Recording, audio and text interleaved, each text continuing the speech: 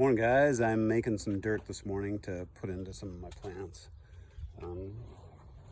I've got a couple different things I'm adding. One of the most important things you can add is vermiculite. Vermiculite is this soft little stuff that kind of looks like gold dust.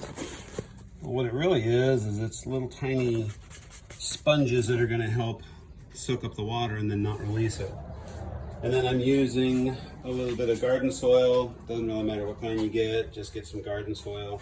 This stuff though is pretty hard and cakey. You can see how solid that is. That's tough for the roots once it gets wet and then it hardens up again. There's one of our little feral kittens and our dog. Morning guys. And then the other thing I'm using, I got some compost from one of the local shops around here that sells it by the truckload, and so I had dumped that and I'm kind of working my way through that. This is the finished product right here though.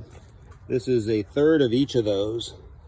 So as you can see, it's got a nice marbling with those colors. It's nice and soft, doesn't stick together.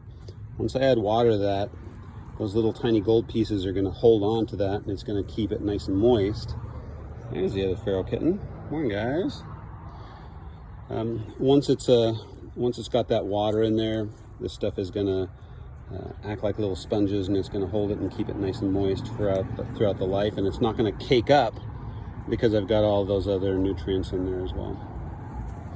So that's my third compost, third garden soil or peat moss, and a third of vermiculite to make the soil that I put in with my plants.